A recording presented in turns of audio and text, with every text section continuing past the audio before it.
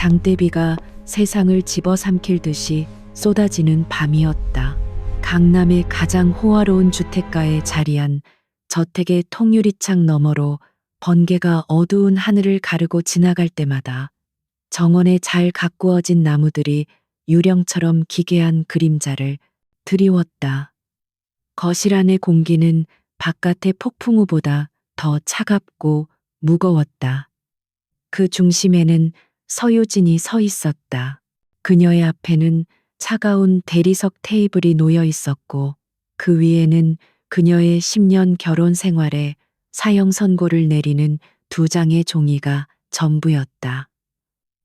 이혼 합의서, 모든 재산을 포기하고 위자료를 요구하지 않으며 이혼 사유에 대해 함구한다는 내용이 빼곡히 적혀 있었다.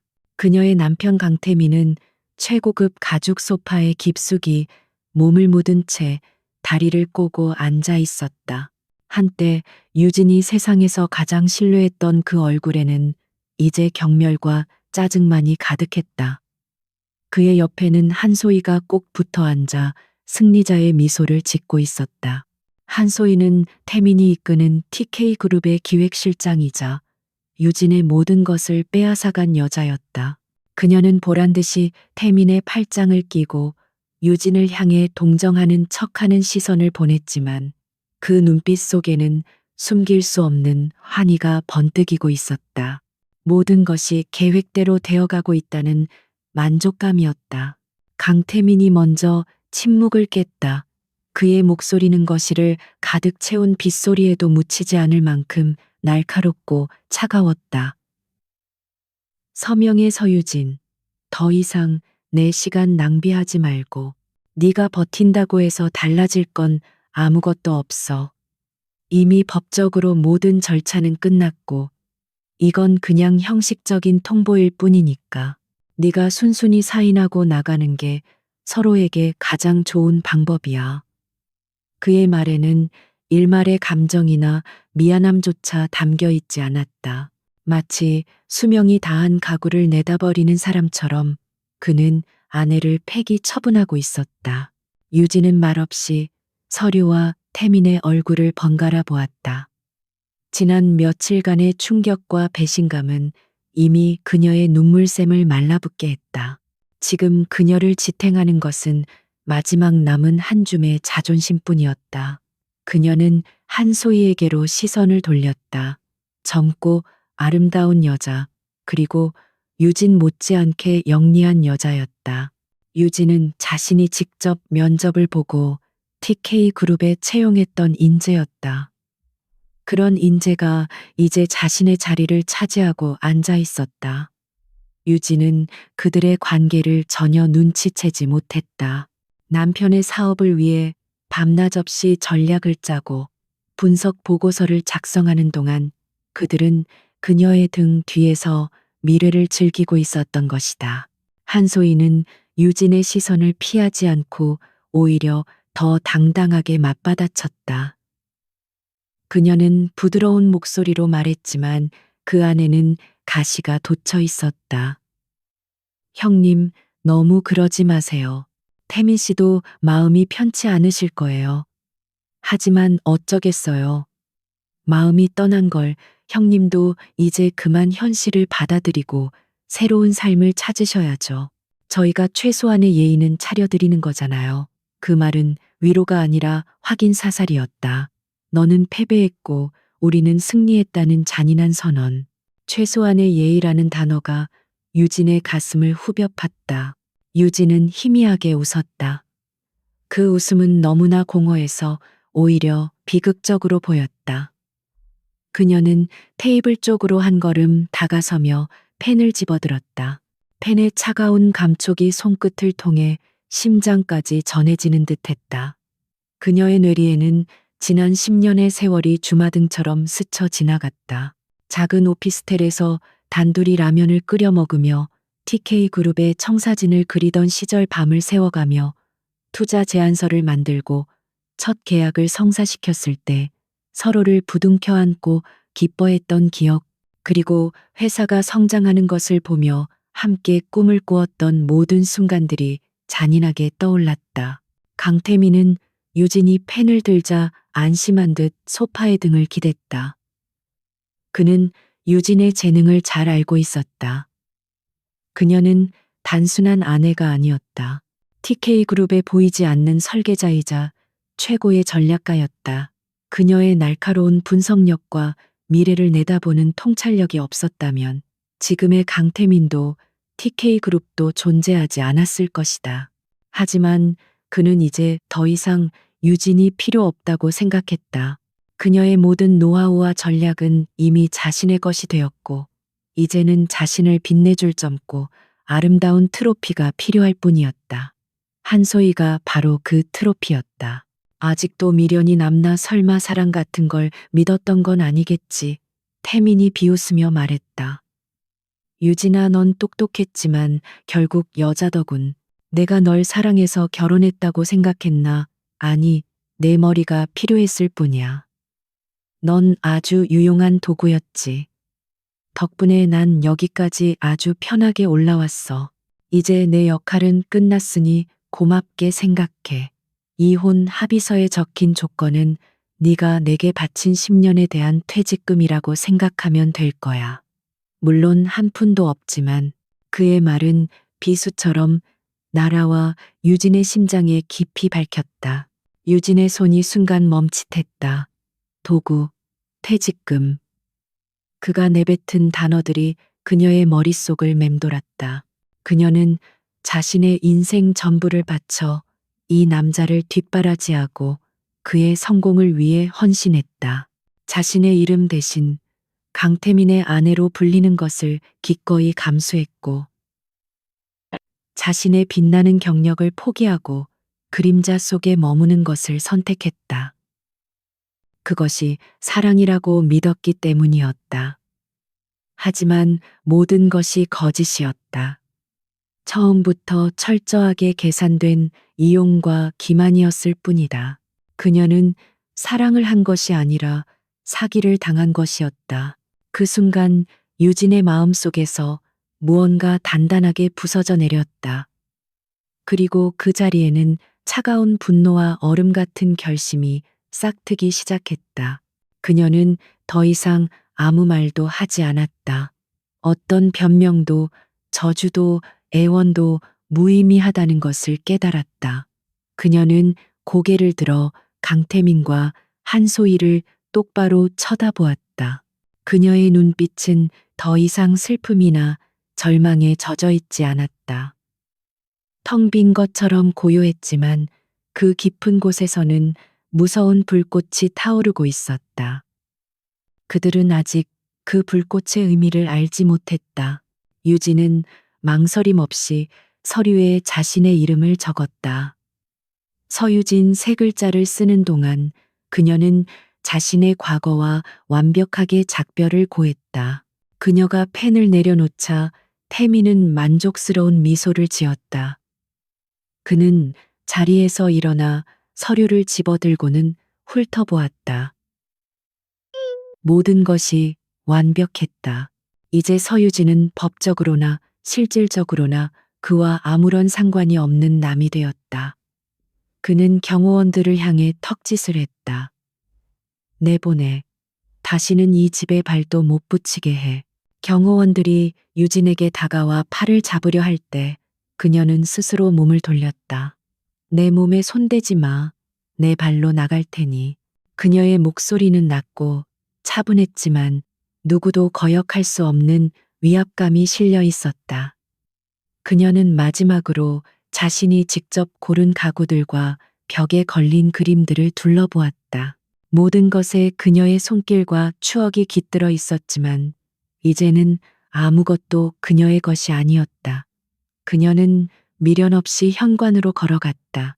한때는 세상에서 가장 아늑했던 보금자리가 이제는 그녀를 밀어내는 차가운 감옥처럼 느껴졌다. 현관문이 열리자 거센 비바람이 그녀의 얼굴을 때렸다. 빗줄기는 순식간에 그녀의 옷을 흠뻑 적셨다. 그녀가 문 밖으로 한 걸음 내딛자마자 등 뒤에서 문이 쾅 하고 닫혔다. 그 소리는 마치 하나의 세계가 끝나고 다른 세계가 시작되는 것을 알리는 신호탄 같았다. 저택 안에서는 희미하게 두 사람의 웃음소리가 들려오는 듯했다. 유진은 뒤돌아보지 않았다. 그녀는 쏟아지는 비를 온몸으로 맞으며 천천히 정문으로 걸어갔다. 값비싼 드레스와 신발은 흙탕물에 젖어 엉망이 되었지만 그녀는 아랑곳하지 않았다. 정문 앞에 섰을 때 검은색 세단 한 대가 미끄러지듯 다가와 그녀 옆을 지나 저택 안으로 들어갔다. 운전석에는 강태민이, 조수석에는 한소희가 앉아 있었다. 그들은 빗속에 서 있는 유진을 마치 길가의 돌멩이처럼 쳐다보고는 경멸의 미소를 지으며 사라졌다. 차가운 배신감과 함께 뜨거운 무언가가 유진의 목구멍으로 치밀어 올랐다. 그녀는 주먹을 꽉 쥐었다. 손톱이 손바닥을 파고드는 고통이 오히려 그녀의 정신을 더 또렷하게 만들었다. 그들은 그녀에게서 모든 것을 빼앗아갔다. 그녀의 청춘, 그녀의 재능, 그녀의 사랑, 그리고 그녀의 이름까지도. 그들은 그녀를 빈 껍데기로 만들어 길거리에 내버렸다. 어둠과 폭우 속에서 유진은 혼자였다. 아무것도 가진 것이 없었다. 하지만 바로 그 순간 모든 것을 잃었다고 생각했던 바로 그 절망의 밑바닥에서 그녀는 역설적으로 가장 강력한 무기를 얻었다. 그것은 바로 더 이상 잃을 것이 없다는 자유와 모든 것을 되찾겠다는 불굴의 의지였다. 그녀는 젖은 머리카락을 쓸어 넘기며 굳게 닫힌 저택의 문을 노려보았다. 그녀의 눈빛은 폭풍우보다 더 사납게 타오르고 있었다. 강태민, 한소희, 너희들이 오늘 나에게서 빼앗아간 모든 것 아니. 그 이상을 내가 너희들에게서 다시 빼앗아 올 거야. 너희들이 쌓아 올린 그 성을 내 손으로 직접 무너뜨려 주겠어. 이것은 단순한 분노의 외침이 아니었다. 차갑고 이성적인 반드시 실행될 미래에 대한 선전포고였다. 차가운 밤비는 그칠 줄 몰랐고 서유진의 몸은 이미 감각이 없을 정도로 젖어 있었다. 그녀는 목적지 없이 빗속을 헤맸. 화려했던 강남의 불빛은 이제 그녀를 조롱하는 듯 멀게만 느껴졌다. 몇 시간을 걸었는지 모를 무렵 그녀의 눈에 낡고 허름한 간판이 들어왔다. 은하장 모텔. 그곳은 그녀가 지금까지 살아온 세상과는 완전히 다른 차원의 공간처럼 보였다. 하지만 지금 그녀에게는 선택의 여지가 없었다. 그녀는 주머니에 남아있던 몇 장의 지폐로 하룻밤 묵을 방을 구했다. 방은 좁고 축축했으며 곰팡이 냄새가 코를 찔렀다. 삐걱거리는 침대에 몸을 눕히자 얇은 담요 너머로 차가운 기운이 스며들었다. 유진은 텅 빈 눈으로 얼룩진 천장을 바라보았다. 지난 10년의 삶이 마치 한 편의 긴 꿈처럼 느껴졌다. 그 꿈에서 깨어난 현실은 이토록 차갑고 비참했다.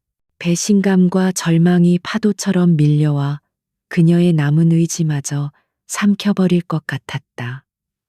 그녀는 아무것도 할 수 없었다. 그저 숨만 붙어 있는 인형처럼 며칠을 그렇게 보냈다.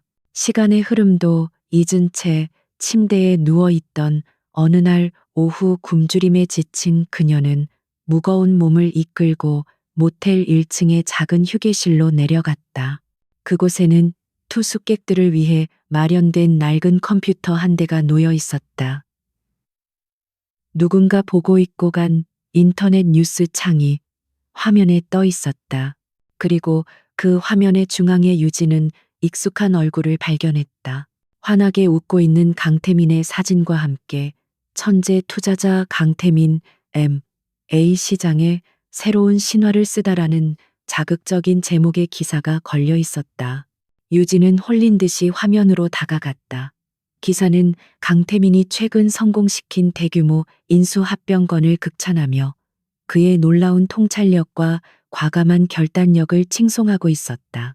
기자가 인용한 강태민의 인터뷰 내용은 더욱 가관이었다. 저는 항상 시장의 흐름보다 한 발 앞서 생각합니다. 리스크를 두려워하지 않고 그 안에 숨겨진 기회를 포착하는 것이 저의 투자 철학입니다. 그 문장을 읽는 순간 유진의 머릿속에서 무언가가 끊어지는 소리가 났다. 그 투자 철학은, 그 문장은 밤을 새워가며 그녀가 직접 만들어준 것이었다. 분노가 피를 거꾸로 솟게 했다. 기사에 나열된 그의 성공 신화들은 모두 그녀의 피와 땀으로 만들어진 것이었다. 그녀는 TK그룹의 모든 주요 프로젝트의 밑그림을 그렸고 수많은 위기 속에서 해결책을 제시했다. 강태민은 그저 그녀가 차려준 밥상에 앉아 숟가락을 들었을 뿐이었다. 그런데 이제 세상은 그를 영웅으로 추앙하고 그녀는 존재조차 지워진 채 이런 비참한 곳에 버려져 있었다. 억울함이 심장을 쥐어짰고 그 고통은 역설적으로 그녀의 정신을 번쩍 뜨이게 했다. 그녀는 더 이상 슬퍼하고 있을 수만은 없었다. 슬픔은 사치였다. 이제 그녀가 느껴야 할 감정은 오직 하나, 분노뿐이었다.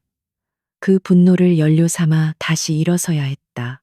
강태민이 그녀의 모든 것을 빼앗아갔다고 생각했지만 한 가지는 빼앗아가지 못했다. 바로 그녀의 머릿속에 들어있는 지식과 경험, 그리고 누구도 따라올 수 없는 분석력이었다. 그것은 온전히 그녀의 것이었고 이제 그녀의 가장 강력한 무기가 될 것이었다. 유진의 눈빛이 달라졌다. 절망의 잿더미 속에서 복수라는 이름의 불꽃이 피어오르기 시작했다.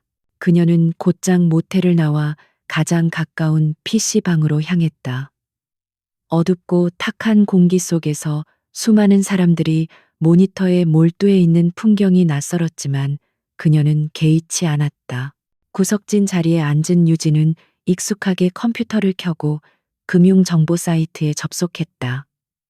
지난 10년간 그녀의 손과 눈이 기억하는 모든 정보와 데이터가 그곳에 있었다. 그녀는 먼저 TK그룹의 현재 재무 상태와 주가 흐름, 그리고 최근 진행 중인 프로젝트들을 샅샅이 훑기 시작했다. 강태민은 그녀가 없어도 회사가 잘 돌아갈 것이라고 믿었겠지만 유진은 그의 약점을 누구보다 잘 알고 있었다. 그는 겉보기에는 화려하고 대담했지만 실제로는 디테일에 약하고 기본적인 리스크 관리를 무시하는 경향이 있었다. 지금까지는 유진이 그의 뒤에서 모든 구멍을 메워주었기에 문제가 드러나지 않았을 뿐이다. 하지만 이제 그 방패막은 사라졌다. 유진은 TK그룹이라는 거대한 성에 어디에 균열이 있는지, 어느 기둥이 가장 약한지를 정확히 알고 있었다. 그녀의 손가락이 키보드 위를 빠르게 움직였다. 수많은 데이터와 차트 공시 자료들이 모니터 위를 스쳐 지나갔다. 그녀는 마치 거대한 직소 퍼즐을 맞추는 것처럼 흩어진 정보들을 하나로 꿰어 맞추기 시작했다. 몇 시간을 몰두했을까? 그녀는 마침내 의미 있는 단서를 발견했다. TK그룹이 최근 인수한 자회사 중 하나인 블루오션 캐피탈의 자금 흐름에서 이상한 점이 포착된 것이다. 공식적으로는 신기술에 투자하는 유망한 회사였지만 유진이 보기에는 자금을 세탁하고 비자금을 조성하기 위한 페이퍼 컴퍼니의 특징을 고스란히 가지고 있었다. 이 회사의 설립을 처음 제안했던 것은 한소희였다. 당시 유진은 리스크가 너무 크다며 반대했지만 강태민은 한소희의 의견을 듣고 강행했다. 이제 와서 보니 모든 것이 계획된 수순이었을지도 모른다는 생각이 들었다. 그들은 처음부터 그녀를 배신하고 자신들의 왕국을 건설할 준비를 하고 있었던 것이다. 유진은 차갑게 웃었다. 바로 그거였다. 그녀는 가장 단단해 보이는 곳이 사실은 가장 약한 고리일 수 있다는 것을 알고 있었다. 블루오션 캐피탈. 그것이 그녀의 반격을 위한 첫 번째 목표물이 될 것이었다. 유진은 관련 자료들을 모두 익명의 클라우드 서버에 저장했다. 그리고 TK그룹의 내부 구조와 관련된 모든 정보를 다시 한번 복귀하며 공격 계획을 구체화하기 시작했다. 그녀는 혼자서 싸워야 했지만 두렵지 않았다. 오히려 맑은 정신으로 사고가 고속으로 회전하는 기분 좋은 흥분감에 휩싸였다. 지난 10년간 그녀는 강태민의 그림자로 살았다. 하지만 이제부터는 그녀 자신의 이름으로, 그녀 자신의 능력으로 싸울 것이다. 그리고 그녀가 설계한 무대 위에서 강태민과 한소희를 끌어내려 철저하게 심판할 것이다. PC방의 희미한 불빛 아래 그녀의 얼굴에는 더 이상 패배자의 그림자가 남아있지 않았다. 대신 그 자리에는 냉철한 전략가의 예리함과 단호한 결의가 가득했다. 이것은 단지 복수가 아니었다. 자신의 인생과 명예를 되찾기 위한 전쟁의 시작이었다. 밖에서는 여전히 비가 내리고 있었지만 유진의 마음속에는 이미 폭풍우를 잠재울 거대한 계획의 태양이 떠오르고 있었다. 그녀는 자신이 무엇을 해야 하는지 정확히 알고 있었다. 그리고 그 첫걸음은 이미 시작되었다. 서유진은 더 이상 허름한 모텔과 어두운 PC방을 전전하지 않았다. 그녀는 가진 돈을 쪼개 도심 외곽의 작은 원룸을 얻었다. 보증금도 없는 월세방이었지만 그곳은 그녀의 전쟁을 위한 완벽한 지휘 통제실이 되어주었다. 그녀는 중고 노트북 한 대와 몇 건의 전문 서적만으로 자신만의 요새를 구축했다. 세상과 단절된 채 그녀는 오직 하나의 목표에만 집중했다. 바로 강태민과 TK그룹의 제국을 무너뜨릴 완벽한 계획을 설계하는 것이었다. 그녀의 첫 번째 단계는 정보의 바닷속으로 잠입하는 것이었다. 그녀는 제로제로라는 익명의 아이디를 만들었다. 모든 것을 잃고 무무해서 다시 시작한다는 의미이자 적들을 제로로 만들어버리겠다는 이중적인 의미를 담고 있었다. 그녀는 이 아이디로 국내 최고의 비공개 투자 포럼인 인사이트랩에 접근을 시도했다. 이곳은 단순한 정보 공유 사이트가 아니었다. 철저한 회원제로 운영되며 현직 펀드 매니저, 애널리스트, 그리고 소수의 숨은 고수들만이 활동하는 그들만의 리그였다. 인사이트랩의 가입 절차는 까다로웠다. 신규 회원은 기존 회원의 추천을 받거나 운영진이 제시하는 예측 불가능한 시장 분석 과제를 통과해야만 했다. 유진에게는 추천인이 없었기에 두 번째 방법을 택했다. 과제는 향후 3개월 내 상장 폐지 가능성이 가장 높은 코스닥 기업 3곳을 논리적 근거와 함께 제시하시오라는 것이었다. 유진은 이틀 밤낮으로 수백 개의 기업 재무제표와 공시 자료를 분석했다. 그리고 마침내 3개의 기업을 골라 그들의 분식회계 정황과 내부자 거래 패턴을 날카롭게 파고드는 보고서를 제출했다. 일주일 후 제로에게 인사이트랩의 정식 회원 자격이 부여되었다는 이메일이 도착했다. 그녀의 보고서는 운영진들 사이에서 큰 반향을 일으켰던 것이다. 포럼에 입성한 유진은 곧바로 두각을 나타내기 시작했다. 그녀는 화려한 미사여구나 개인적인 감상을 배제하고 오직 데이터와 팩트에 기반한 건조하고 냉철한 분석 글만을 올렸다. 그녀가 지목한 기업의 주가는 며칠 뒤 정확하게 폭락했고 그녀가 예측한 MA는 실제로 성사되었다. 제로의 분석은 점차 포럼 내에서 하나의 신탁처럼 받아들여지기 시작했다. 신뢰를 쌓는 동시에 유진은 본래의 목적인 TK그룹의 약점을 파고들었다. 그녀의 타겟은 여전히 블루오션 캐피탈이었다. 그녀는 블루오션 캐피탈이 투자한 스타트업들의 자금 흐름을 역으로 추적했다. 표면적으로는 아무런 문제가 없어 보였지만 유진의 눈에는 복잡하게 얽힌 자금의 흐름 속에서 일정한 패턴이 보였다. 그것은 여러 개의 유령 회사를 거치며 자금이 세탁되고 최종적으로는 강태민과 한소희의 개인 계좌와 연결된 해외 페이퍼 컴퍼니로 흘러들어가는 구조였다. 그들은 시장을 교란시키고 있었다. TK그룹이 특정 기업을 인수하기 직전 블루오션 캐피탈은 유령 회사들을 동원해 해당 기업의 주식을 대량으로 사들여 주가를 인위적으로 부양했다. 그리고 MA 발표 후 주가가 최고점에 달했을 때 매도하여 막대한 차익을 남겼다. 이 모든 과정은 교묘하게 위장되어 있었기에 외부에서는 정상적인 투자 활동처럼 보일 뿐이었다. 유진은 이 모든 거래 내역과 자금 이동 경로를 하나하나 기록하고 정리하며 누구도 부인할 수 없는 증거의 사슬을 만들어 나갔다. 하지만 증거만으로는 부족했다. 이 거대한 금융 범죄의 실체를 세상에 알리고 법의 심판대에 세우기 위해서는 내부의 조력자가 필요했다. 신뢰할 수 있고 TK그룹의 내부 사정을 잘 알며 강태민에게 원한을 가진 인물. 유진의 머릿속에 한 사람의 이름이 떠올랐다. 이민준. 한때 업계에서 가장 촉망받던 회계사였지만 3년 전 TK그룹의 정기 감사를 맡았다가 강태민의 눈밖에 나서 모든 것을 잃은 비운의 인물이었다. 유진은 이민준에 대해 조사하기 시작했다. 그는 당시 TK그룹의 비자금 조성 정황을 포착하고 감사 보고서에 이를 명시하려 했다.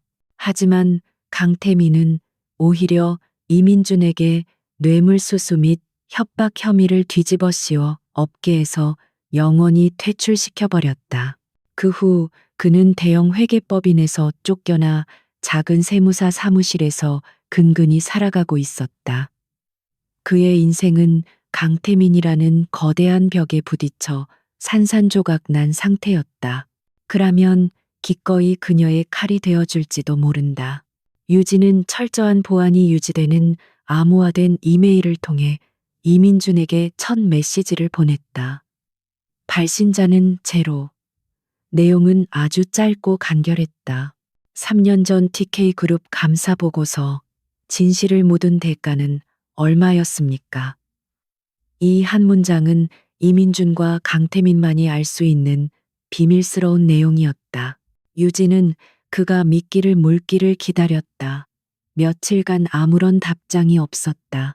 유진은 그가 이미 모든 것을 포기했거나 혹은 자신을 또 다른 함정으로 의심하고 있을 것이라 생각했다. 바로 그때 짧은 답장이 도착했다. 당신 누구지? 경계심과 의심이 가득한 네 글자였다. 유진은 그의 반응이 당연하다고 생각했다. 그녀는 곧바로 두 번째 이메일을 보냈다. 이번에는 그녀가 지금까지 수집한 블루오션 캐피탈의 자금 흐름 분석 자료 일부를 첨부했다. 그리고 이렇게 썼다. 나는 당신이 옳았다는 것을 증명해 줄 사람입니다.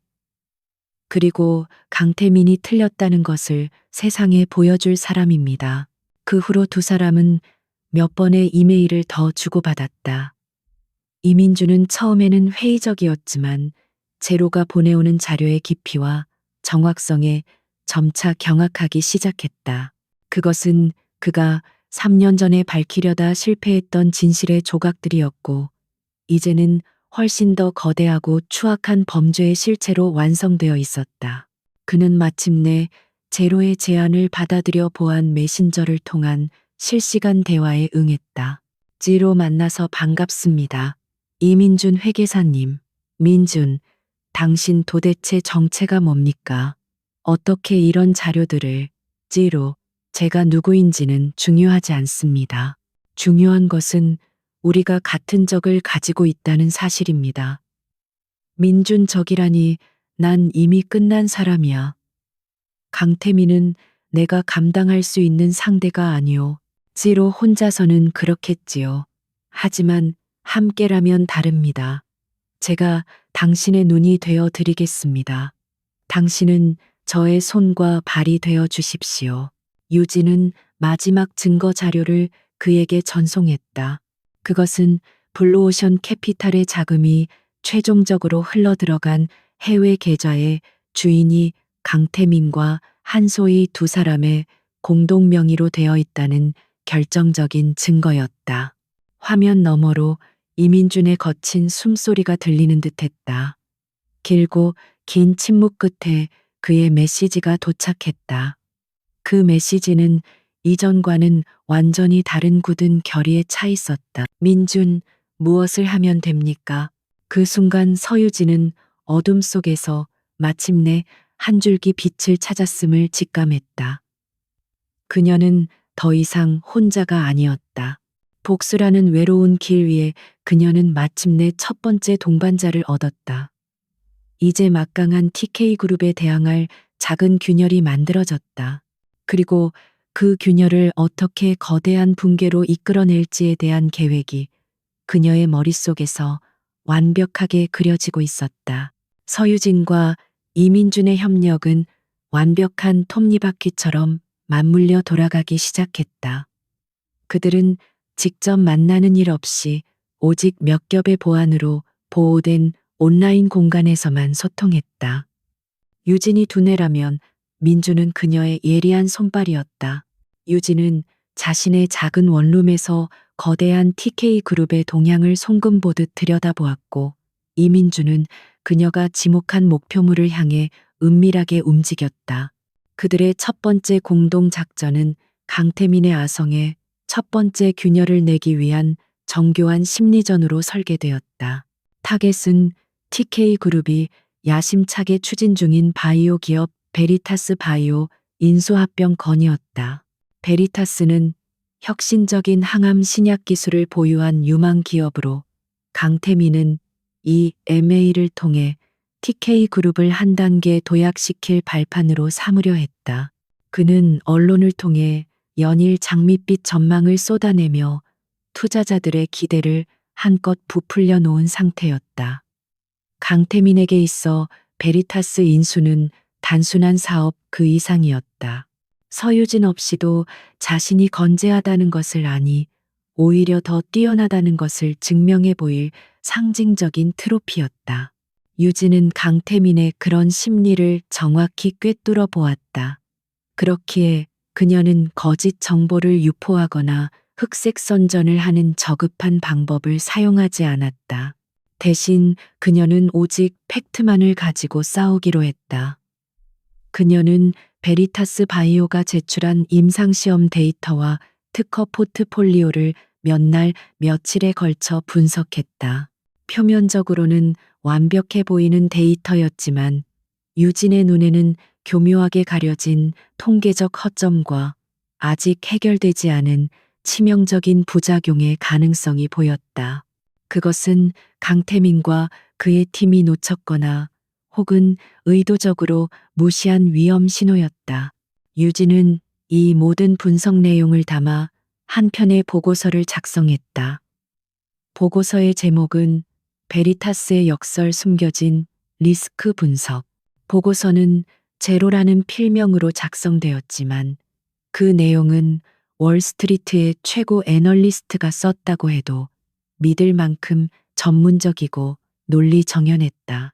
그녀는 감정적인 비난 대신 건조한 데이터와 그래프를 통해 베리타스 신약의 성공 확률이 시장의 기대치보다 현저히 낮으며 MA가 성사될 경우 TK그룹이 떠안게 될 재정적 부담이 상상 이상일 것이라고 조목조목 지적했다. 보고서가 완성되자 유진은 그것을 이민준에게 전송했다. 이민준의 역할은 이 폭탄을 가장 효과적인 장소에 떨어뜨리는 것이었다. 그는 과거 회계사 시절의 인맥을 동원하여 익명의 제보자인 척증권가에 가장 영향력 있는 금융 전문 기자 몇 명과 기관 투자자들에게 보고서를 이메일로 보냈다. 타이밍은 절묘했다. TK그룹이 MA 공식 발표를 위한 기자회견을 열기 바로 이틀 전이었다. 그들의 목표는 MA 자체를 무산시키는 것이 아니었다. 강태민의 완벽한 시나리오에 예측 불가능한 변수를 던져 넣고 그의 오만한 자신감에 작은 상처를 내는 것이었다. TK그룹의 CEO 사무실은 아침부터 분주했다. 강태민은 자신의 사진이 대문짝만하게 실린 경제신문을 만족스럽게 바라보며 커피를 즐기고 있었다. 모든 것이 그의 계획대로 순조롭게 진행되고 있었다. 바로 그때 한소희가 굳은 표정으로 사무실에 들어왔다. 그녀의 손에는 베리타스의 역설 보고서가 들려 있었다. 태민 씨, 이게 지금 증권가 정보지를 중심으로 돌고 있어요. 출처는 불분명하지만 내용이 너무 구체적이에요. 강태민은 보고서를 건네받아 가볍게 훑어보았다. 처음에는 코웃음을 쳤지만 페이지를 넘길수록 그의 미간에 희미한 주름이 잡혔다. 보고서는 그가 가장 자신했던 부분, 즉 베리타스의 핵심 기술 가치를 정면으로 공격하고 있었다.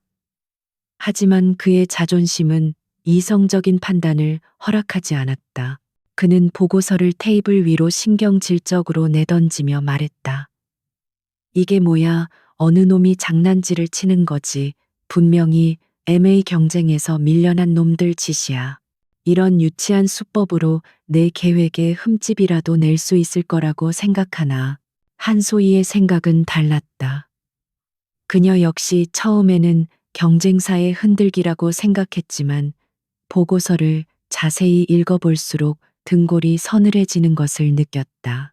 이것은 단순한 비방이 아니었다. 내부자 혹은 그에 준하는 최고 수준의 전문가가 아니면 알 수 없는 핵심 데이터에 대한 정밀한 분석이었다. 그녀는 불안한 목소리로 말했다. 하지만 태민 씨, 여기 지적된 내용 중 일부는 우리가 미처 확인하지 못했던 부분들이에요. 특히 임상 3상 데이터의 유의성 문제는 만약 이게 사실이라면 인수 가치를 재평가해야 할 수도 있어요. 기자회견을 잠시 미루고 다시 검토해 보는 게 어떨까요? 강태민은 한소희의 신중한 태도가 마음에 들지 않았다. 그것은 마치 자신의 판단력을 의심하는 것처럼 들렸다. 그는 자리에서 일어나 그녀에게 다가가며 차갑게 말했다.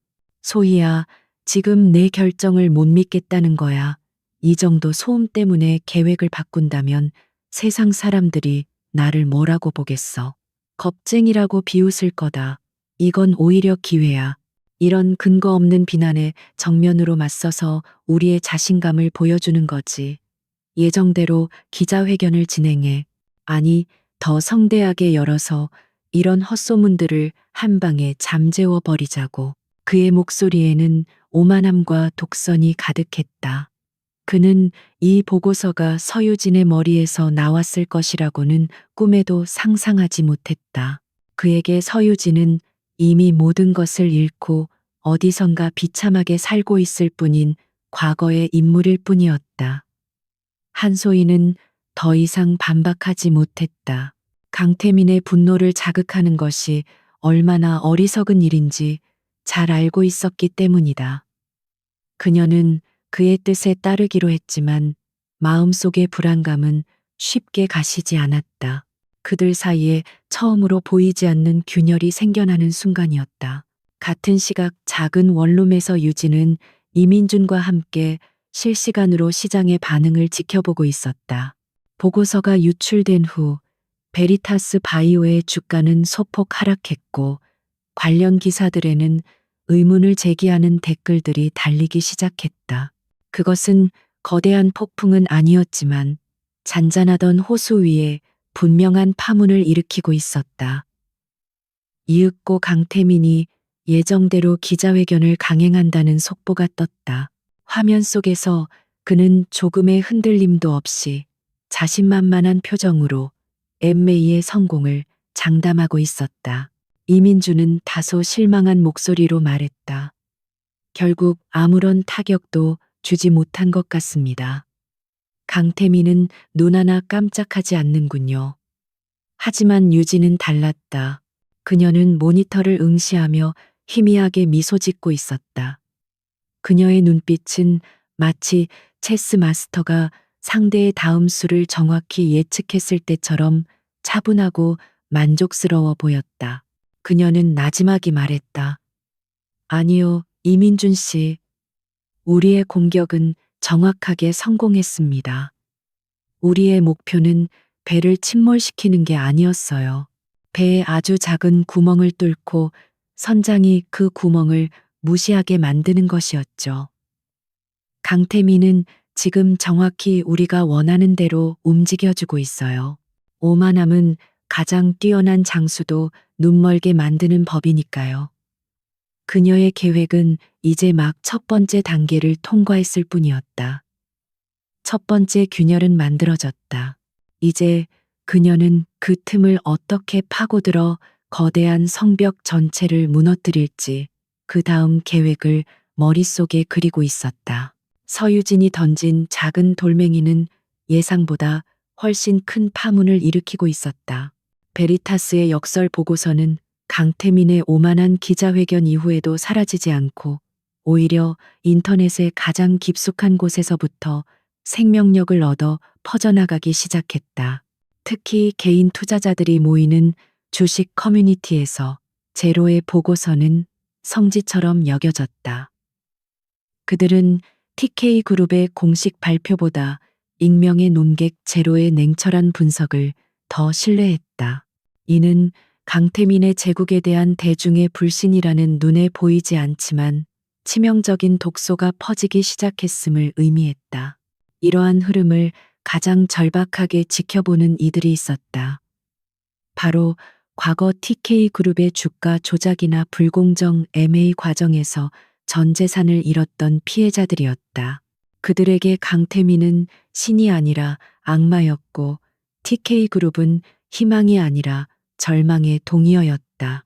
그들은 법에 호소했지만 거대 로펌을 등에 업은 강태민 앞에서 번번이 좌절했고 언론에 제보했지만 그들의 목소리는 TK그룹이 뿌리는 막대한 광고비에 묻혀버렸다.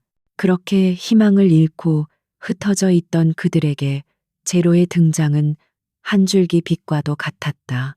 박선우 씨도 그중 한 사람이었다.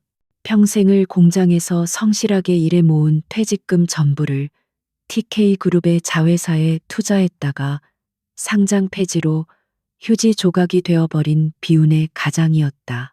그는 제로의 보고서를 수십 번도 더 읽었다. 그 안에는 단순한 분석을 넘어 거대 자본의 탐욕에 맞서는 날카로운 지성과 뜨거운 분노가 함께 담겨 있었다. 박선우는 생각했다. 이 사람이라면, 제로라면 자신들의 억울함을 풀어줄 수 있을지도 모른다고. 그는 수소문 끝에 제로의 흔적을 쫓는 피해자들이 모인 작은 온라인 카페를 찾아냈다. 유진은 이 모든 상황을 실시간으로 파악하고 있었다. 그녀는 이민준을 통해 의도적으로 작은 빵 부스러기 같은 단서들을 흘렸고 절박한 피해자들이 한 곳에 모이도록 유도했다. 수십 명의 사람들이 모였지만 유진은 그들 모두를 신뢰할 수는 없었다. 그 중에는 TK그룹이 심어놓은 첩자가 있을 수도 있고 혹은 복수심에 눈이 멀어 전체 계획을 망칠 섣부른 행동을 할 사람도 있을 터였다.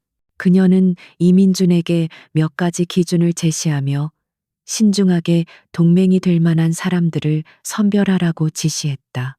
이민준은 박선우를 포함하여 가장 큰 피해를 입었으면서도 이성적인 판단력을 잃지 않은 5명의 인물을 최종적으로 골라냈다. 전직 은행지점장, IT, 전문가 작은 건설사의 사장 등 각자의 분야에서 전문성을 가진 사람들이었다. 이민주는 그들에게 각각 다른 시간과 장소에서 접촉하여 극도의 보안을 유지하며 비밀 회동을 제안했다. 약속 장소는 서울 변두리에 위치한 지금은 폐업하여 먼지만 쌓여가는 낡은 인쇄 공장이었다. 캄캄한 어둠과 서늘한 공기는 그들이 지금 얼마나 위험한 다리를 건너고 있는지를 실감하게 했다. 약속한 시간이 되자 5명의 사람들이 하나둘씩 공장 안으로 모습을 드러냈다. 그들의 얼굴에는 희망보다는 의심과 경계심이 더 짙게 서려 있었다.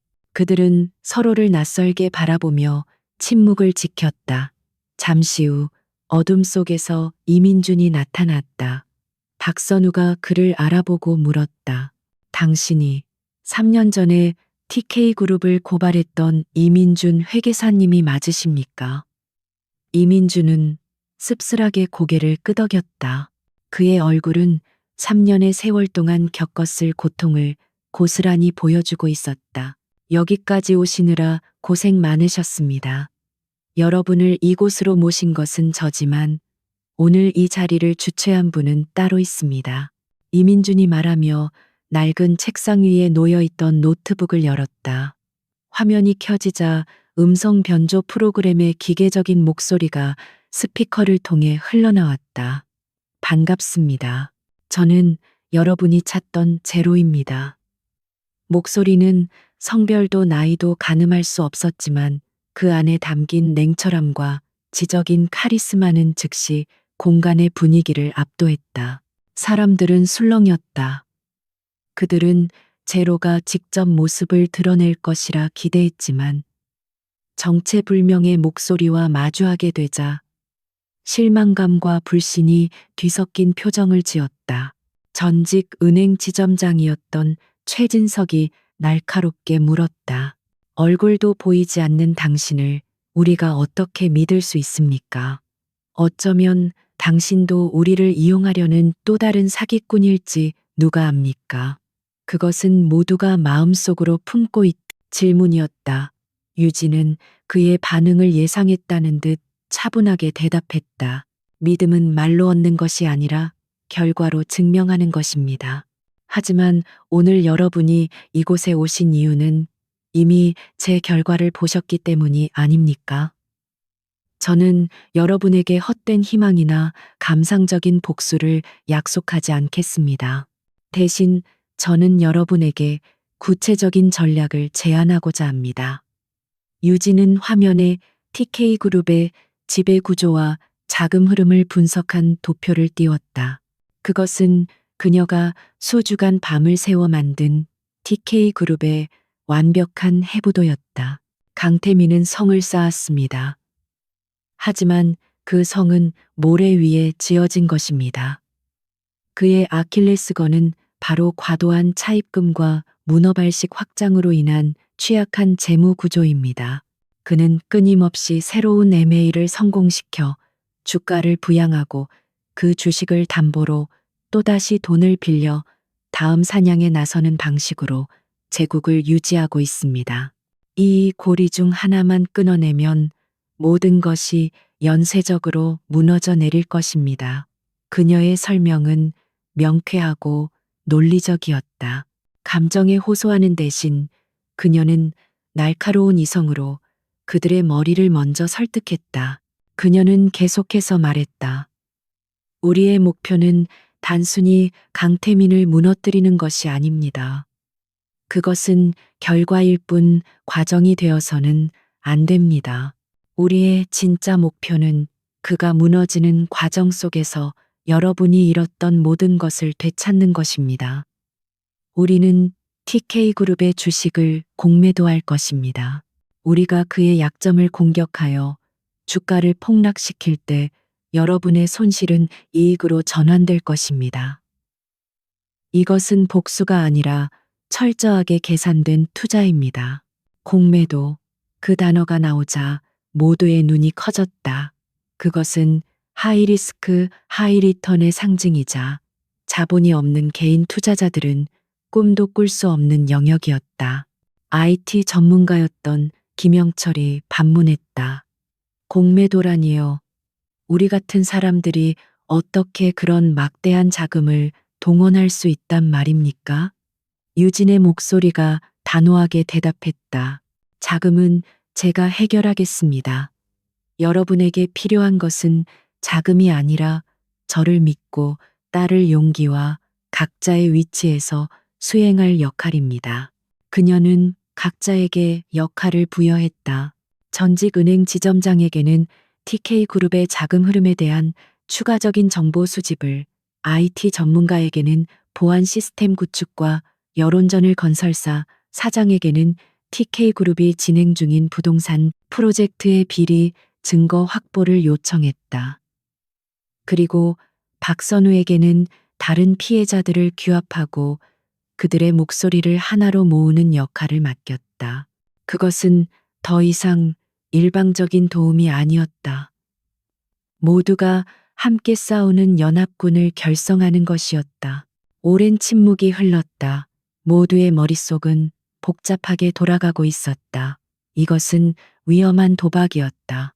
실패한다면 그들은 남은 인생마저 저당 잡힐지도 모른다.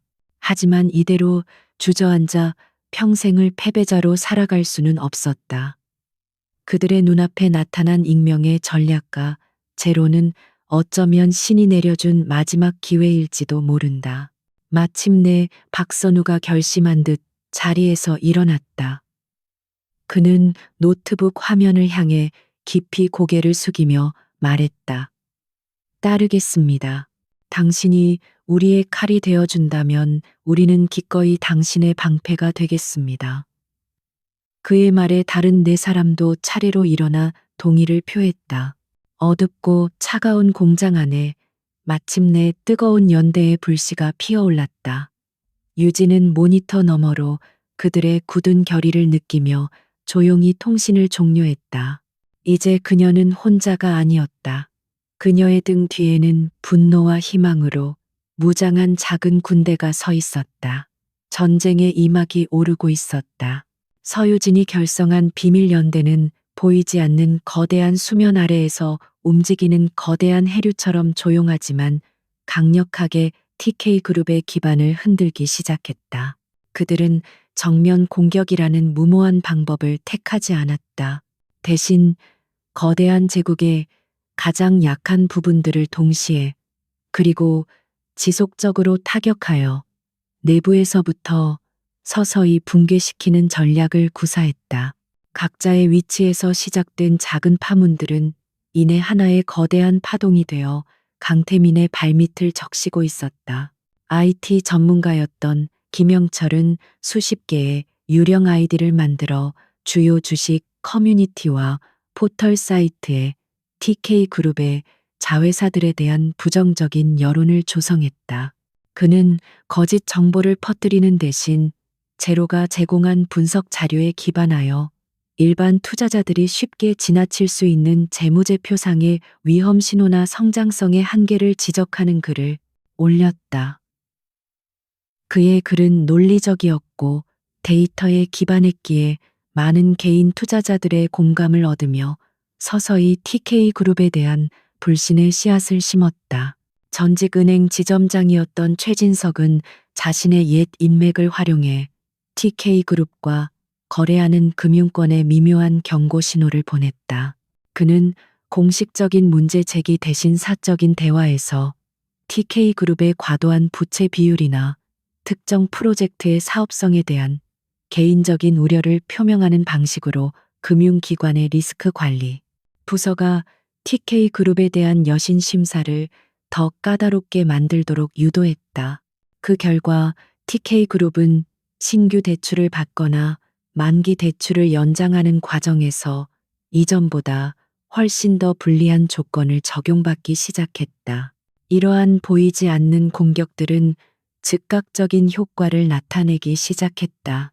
특별한 악재가 없는데도 불구하고 TK그룹의 몇몇 자회사 주가가 이유 없이 하락세를 보였고 야심차게 추진하던 강남 재건축 프로젝트는 갑작스러운 세무조사와 환경단체의 민원으로 인해 중단될 위기에 처했다. 강태민은 처음에는 이 모든 것을 대수롭지 않게 여겼다. 거대한 배가 항해하다 보면 겪게 되는 사소한 문제들 정도로 치부했. 그는 자신의 제국이 이런 잔바람에 흔들릴 만큼 약하지 않다고 굳게 믿었다. 하지만 문제가 계속해서 동시다발적으로 터져 나오자 강태민의 사무실에도 점차 긴장감이 감돌기 시작했다. 평온하던 수면에 돌멩이가 하나둘씩 던져지는 수준이 아니었다. 마치 보이지 않는 손이 TK그룹이라는 배의 곳곳에 작은 구멍을 뚫고 있는 듯한 기분 나쁜 느낌이었다. 강태민은 책상 위에 놓인 보고서들을 집어던지며 분노를 터뜨렸다. 도대체 다들 일을 어떻게 하는 거야? 고작 이런 문제 하나 제대로 처리 못해서 내 심기를 불편하게 만들어. 그의 분노는 고스란히 임원들과 실무자들에게 향했다. 그는 문제의 원인을 외부에서 찾으려 하지 않고 내부의 무능함 탓으로 돌렸다. 그의 사무실에는 매일같이 질책과 고성이 오갔고 몇몇 임원들은 그의 분노를 감당하지 못하고 사표를 던졌다.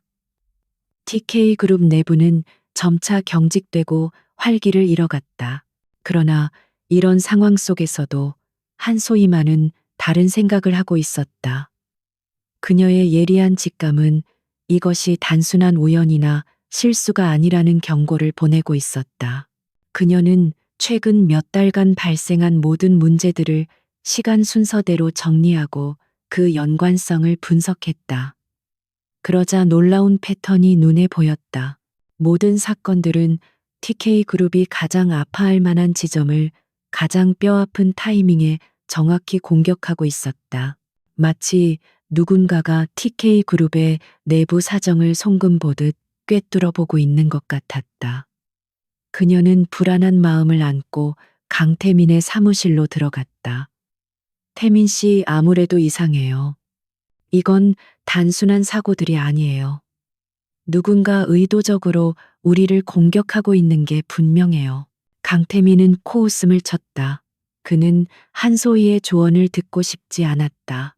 그것은 자신의 통제력에 문제가 있다는 것을 인정하는 꼴이었기 때문이다. 공격, 누가 감히 나 강태민을 공격한다는 거야. 다들 내 성공을 시기해서 벌이는 좀스러운 장난일 뿐이야. 당신까지 그런 것에 흔들릴 필요 없어. 내가 다 알아서 처리할 테니. 그의 목소리에는 여전히 오만한 자신감이 넘쳤지만 그 이면에는 초조함이 희미하게 배어 있었다. 한소희는 포기하지 않고 그를 설득하려 했다. 아니에요, 태민 씨. 이건 장난 수준이 아니에요. 상대는 우리의 모든 것을 알고 있어요. 우리가 어디서 돈을 빌리는지, 어느 프로젝트에 사활을 걸고 있는지 전부 다요. 이건 마치 서유진이 살아 돌아온 것 같은 느낌이에요. 그녀가 무심코 내뱉은 서유진이라는 이름에 강태민의 표정이 순간적으로 굳어졌다. 그는 가장 듣고 싶지 않은 이름을 들었다는 듯 불쾌한 표정으로 그녀를 쏘아보았다. 서유진, 지금 제정신이야. 그 여자는 이미 끝났어. 아마 어디 변두리에서 하루 벌어 하루 먹고 살기도 벅찰 거다. 그런 여자가 감히 우리를 공격해. 당신 요즘 스트레스 때문에 헛것이 보이는 모양인데 쓸데없는 생각 말고 일이나 제대로 해. 강태민은 애써 태연한 척했지만 그의 마음속에도 아주 작은 의심의 씨앗이 심어졌다. 하지만 그는 그 의심을 인정하고 싶지 않았다. 서유진에게 공격당하고 있다는 사실을 인정하는 것은 자신이 그녀를 쫓아낸 것이 얼마나 큰 실수였는지를 스스로 증명하는 꼴이었기 때문이다. 그들 사이의 대화는 냉랭하게 끝났다. 한소희는 처음으로 강태민에게서 깊은 벽을 느꼈다. 그는 더 이상 그녀의 조언에 귀 기울이지 않았고 오직 자신의 판단만이 옳다고 믿고 있었다. 그들의 관계에 미세한 균열이 생기기 시작했다. 사랑과 욕망으로 단단하게 묶여 있다고 믿었던 그들의 연대는 위기 앞에서 생각보다 쉽게 흔들리고 있었다. 강태민은 자신의 불안감을 잠재우기 위해 더욱더 공격적인 경영을 선택했다. 그는 작은 손실들을 만회하고 자신의 건재함을 과시하기 위해 더 위험하고 규모가 큰 M&A에 모든 것을 걸기로 결심했다. 그것이야말로 서유진이 처음부터 설계했던 완벽한 함정이었다. 그녀는 자신의 작은 원룸에서 TK그룹의 모든 상황을 실시간으로 보고받고 있었다. 그녀는 강태민의 성격을 누구보다 잘 알았다. 그는 위기에 몰릴수록 더 과감한 도박을 하는 승부사 기질이 있었고, 자존심 때문에 자신의 실수를 절대 인정하지 않는 인물이었다. 유진은 그가 스스로 무덤을 파도록 판을 짜놓았을 뿐이다. 그리고 강태민은 한치의 오차도 없이 그녀가 예측한 길로 정확하게 걸어 들어가고 있었다. 화면 속에서 초조하게 움직이는 강태민의 모습을 지켜보며 유진은 차가운 미소를 지었다. 이제 무대의 이막이 끝나가고 있었다. 곧이어 시작될 3막에서는 주인공이 서서히 몰락하는 가장 극적인 장면이 펼쳐질 예정이었다. 한소희의 불안감은 날이 갈수록 짙어지고 있었다. 강태민은 그녀의 경고를 무시하고 더욱 독단적으로 회사를 운영했지만 그녀는 보이지 않는 적의 존재를 확신하고 있었다. 이 공격은 단순한 경쟁사의 견제가 아니었다. 그 배후에는 TK그룹의 심장부를 정확히 꿰뚫어보는 누군가가 있었다. 그녀는 더 이상 강태민의 판단에만 의존할 수 없다고 결론 내렸다. 만약 그가 이끄는 배가 빙산을 향해 돌진하고 있다면 스스로 구명보트라도 준비해야 했다. 그녀는 자신의 생존을 위해 독자적으로 움직이기로 결심했다. 그녀는 수소문 끝에 업계에서 가장 유능하지만 돈만 주면 어떤 더러운 일도 처리해준다는 평판을 가진 해커 그룹 아르고스와 비밀리에 접촉했다. 그녀의 의뢰는 단 하나였다. 최근 TK그룹을 중심으로 유포되는 모든 부정적인 정보의 근원지를 추적해달라는 것이었다. 특히 증권가를 뒤흔들었던 베리타스의 역설 보고서를 작성한 제로라는 인물의 정체를 밝혀내는 것이 핵심 목표였다. 그녀는 성공보수로 거액을 약속했고 아르고스는 흥미로운 사냥감이 나타났다는 듯 의뢰를 받아들였다. 며칠 후 아르고스로부터 첫 번째 중간 보고가 들어왔다. 그들은 제로가 활동하는 비공개 투자 포럼 인사이트랩에 침투하는 데 성공했고 그의 IP 주소를 역추적하고 있었다. 제로는 몇 겹의 가상 사설망 VPN과 프록시 서버를 사용하며 자신의 흔적을 철저히 지우고 있었지만 아르고스의 실력은 예상보다 뛰어났다. 그들은 암호화된 경로를 하나씩 벗겨내며 추적망을 좁혀오고 있었다. 한소희는 보고를 받으며 심장이 조여오는 것을 느꼈다. 곧 보이지 않는 적의 가면이 벗겨질 것이라는 기대감과 함께 그 정체가 자신이 감당할 수 없는 존재일지도 모른다는 두려움이 엄습했다. 한편 서유진의 원룸에서는 경고등이 켜진 상태였다. 그녀의 동맹 중 IT 전문가인 김영철이 외부로부터의 비정상적인 접근 시도를 감지한 것이다. 그는 즉시 유진에게 보고했다. 제로님, 누군가 집요하게 우리의 방화벽을 뚫으려고 시도하고 있습니다. 보통 해커들의 수준이 아닙니다. 아마 전문적인 팀인 것 같습니다. 유진은 올 것이 왔다고 생각했다. 한소희가 움직이기 시작한 것이다. 그녀는 강태민과 달리 신중하고 의심이 많은 성격이었기에 언젠가는 이런 식으로 나올 것이라 예상하고 있었다. 유진은 당황하지 않고 침착하게 대응했다. 오히려 이것을 역이용할 기회라고 판단했다. 그녀는 김영철에게 말했다. 방어막을 한 겹 풀어주세요. 그들이 이민준 회계사님의 개인 서버까지 접근하도록 일부러 길을 열어주는 겁니다. 하지만 그 안에는 진짜 정보 대신 우리가 준비한 가짜 먹이를 넣어두세요. 그것은 매우 위험한 도박이었다. 자칫하면 이민준의 신원이 노출되고 모든 계획이 수포로 돌아갈 수 있었다. 하지만 유진은 적을 속이기 위해서는 자신의 팔 하나쯤은 내어줄 각오가 되어 있었다. 김영철과 이민주는 유진의 대담한 계획에 경악했지만 그녀의 확신에 찬 목소리에 결국 따르기로 했다. 그들은 밤을 새워 정교한 가짜 증거들을 만들어냈다. 그것은 TK그룹의 오랜 경쟁사인 진성홀딩스가 이번 공격의 배후인 것처럼 보이게 만드는 조작된 이메일과 자금 거래 내역이었다. 진성홀딩스는 최근 TK그룹과 몇 차례 큰 프로젝트에서 맞붙어 패배한 적이 있었기에 동기는 충분해 보였다. 모든 함정을 설치한 후 그들은 숨을 죽이고 사냥개가 덫에 걸리기만을 기다렸다. 아르고스는 마침내 이민준의 개인 서버에 침투하는 데 성공했다. 그들은 환호성을 질렀다. 서버 안에는 그들이 찾던 모든 것이 들어있는 것처럼 보였다. 제로가 이민준에게 보낸 지시사항들, 그리고 TK그룹을 공격하기 위한 자금이 진성홀딩스의 해외 계좌에서 흘러 들어온 것처럼 보이는 거래 기록까지. 모든 증거는 명백하게 진성홀딩스를 가리키고 있었다. 아르고스는 더 이상의 의심 없이 이 모든 자료를 한소희에게 전송하고 거액의 성공 보수를 챙겼다. 한소희는 보고서를 받아들고 온몸에 전율을 느꼈다. 배후는 서유진 같은 하찮은 존재가 아니라 역시나 자신들과 동급의 거대 기업인 진성홀딩스였다. 그녀는 안도감과 함께 불타는 분노를 느꼈다. 그녀는 즉시 이 사실을 강태민에게 보고했다. 태민 씨, 제 말이 맞았어요.